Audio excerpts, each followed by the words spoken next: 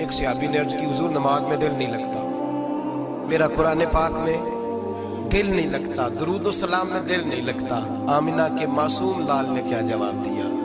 حضور نے فرمایا جا اپنی نظر جا کے پاک کر لے، اللہ کے نبی کا وعدہ ہے تیرا سجدے میں دل لگنے لگ جائے گا۔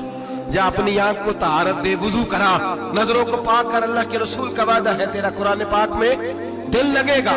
جا کے اپنی نظر کو پاک کر، وعدہ ہے تیری زبان پہ درود و سلام جاری ہو جائے گا، اللہ کا ذکر جاری ہو جائے گا۔ میرے بھائیوں، عورت کا پردہ، عورت کا حجاب دین میں اسی طرح فرض ہے جس طرح نماز فرض ہے، جس طرح روزہ فرض ہے، جس طرح زکوٰۃ فرض ہے، اسی طرح عورت کا پردہ بھی فرض ہے۔ اگر کسی گھر میں عورت پردہ نہیں کرتی، اس گھر کے مکین سارے اللہ کے حضور جواب دے ہیں۔ میرے حبیب کریم علیہ السلام نے جس عورت کو پسند کیا، جس عورت کی تعریف کی، جس عورت کی بابت میرے نبی نے ارشاد فرمایا، وہ بڑے خوبصورت لفظ ہیں، صاحب احکام القرآن میں لکھے ہیں۔ میرے حبیب پاک نے صحابہ کی محفل سجائی، مجمع کھچا کھچ مسجد بھر گئی۔ حضور نے فرمایا بول کے بتاؤ خیر النساء کون سی ہے، عورتوں میں سب سے اچھی بی بی کون سی ہے، بول کر کے بتاؤ۔ حضرت صدیق اکبر سے لے کر مولا علی تک، حضرت علی سے لے کر جناب بلال تک، حضرت سلمان فارسی سے لے کر عبداللہ مزنی تک بھرا پڑا ہے مجمع۔ حضور نے فرمایا بولو سب سے اچھی عورت، سب سے اچھی عورت کون ہوتی ہے؟ ایک صحابی کہنے لگے حضور جس کی نماز قضا نہ ہوئی ہو، فرمایا وہ بھی اچھی ہے پر تم میری مراد کو نہیں پہنچی۔ ایک نے کہا حضور جو خامد کی تابع دار ہو، فرمایا وہ بھی اچھی ہے پر تم میری مراد کو نہیں پہنچی۔ ایک صحابی نے کہا یا رسول اللہ جو پاک دامن ہو، حضور نے فرمایا تم میری مراد کو۔ حضرت علی فرماتے ہیں جب سب کے جواب غلط ہو گئے تو میں، قد میرا چھوٹا تھا، میں پیچھے بیٹھا تھا، میں گردن جھکا کے پیچھے سے نکل گیا۔ سیدہ طیبہ طاہرہ حضرت فاطمہ الزہرا رضی اللہ تعالی فرماتے ہیں بی بی صاحب کے پاس پہنچا، میں نے کہا فاطمہ حضور نے سوال کیا ہے۔ حضرت فاطمہ بھی گویا مسکرا کے کہنے لگی علم کے شہر کے دروازے تو آپ ہی ہیں، تو آپ یہاں آ گئے۔ کہا حضور نے سوال کیا ہے اور مجھ سے لے کر ابو بکر، عمر، عثمان غنی تمام کو کسی کو جواب نہیں آیا۔ حضور نے پوچھا بہترین عورت کون ہوتی ہے، بہترین خیر النساء، بہترین بی بی کون ہوتی ہے؟ حضرت سیدہ فاطمہ کہنے لگی علی بڑی سادی سی بات تھی، سادی سی بات تھی، سمجھ نہیں آئی؟ کہ فاطمہ بتلا دو اتنی سادی ہے تو۔ حضرت فاطمہ کہنے لگی سب سے بہترین عورت وہ ہوتی ہے نہ کبھی غیر محرم نے وہ بی بی دیکھی ہو۔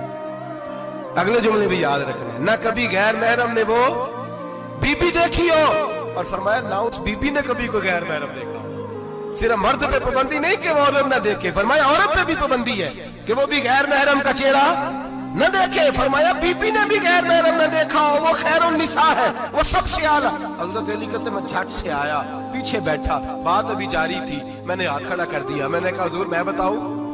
نبی پاک نے فرمایا بتلاؤ۔ تو کہتے میں نے کہا حضور بہترین بی بی وہ ہوتی ہے جس نے نہ کبھی غیر محرم دیکھا ہو اور نہ غیر محرم نے کبھی اسے دیکھا ہو۔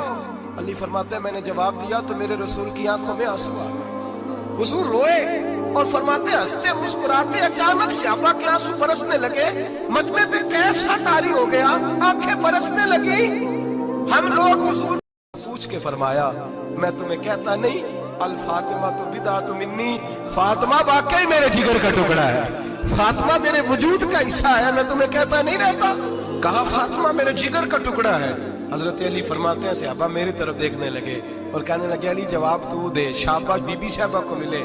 تو کہتے ہیں میں نے کہا حضور روئے ہیں تو آنسو میرے بھی چھلک ہی پڑے ہیں۔ فرمانے لگے لفظ میرے ہیں پر سوچ اس بیٹی کے ہے جس کی تربیت محمد عربی نے فرمائی ہے۔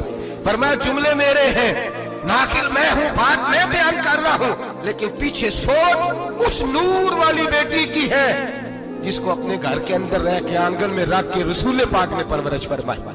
حضرت فاطمہ فرماتی ہیں حضرت علی میرے پاس دوڑے آئے اور کہنے لگے فاطمہ چل مسجد، پتہ نہیں حضور کو کیا ہو گیا۔ حضور رو رو کے بحال ہو گئے اور حضور حجرے میں رو رہے اور ہج سوا کیا جا رہا ہے۔ بہنوں تمہاری عزت سے کھلواڑ ہو رہا ہے، تمہیں بازار کی زینت بنا کے تمہارے اصل مقام سے تمہیں گرایا جا رہا ہے، تم سمجھ رہے ہو ہم جدید ہو گئی، لیکن تمہارا نقصان ہو رہا ہے، تمہیں رسوا کیا جا رہا ہے۔ آؤ در رسالت مآب پہ، آؤ میرے نبی پاک کے دروازے پہ۔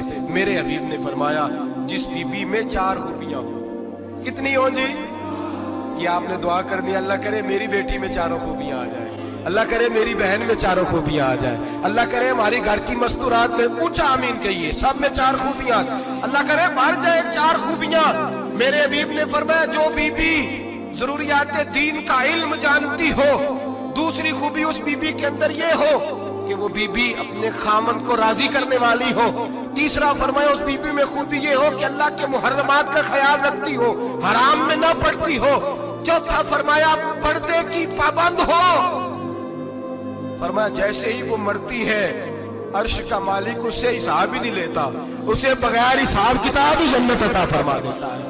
جو پردے کی پابند ہو, خامد راضی ہو, محرمات سے بچتی ہو, فرمایا وہ بی بی اللہ تبارک و تعالیٰ اس سے کوئی حساب کتاب بغیر حساب کے اللہ اس کو جنت میں داخل کر دیں گے. رب حساب نہیں پوچھے گا. اللہ کرے میری بیٹی بھی بغیر حساب جنت جائے, مائیں بہن بیویاں بغیر حساب جنت میں جائیں. اللہ کرے ہم سب کے گھروں میں جتنی عورتیں ہیں ان سے کوئی حساب نہ لیا جائے, بغیر حساب ہی جنت میں جائیں.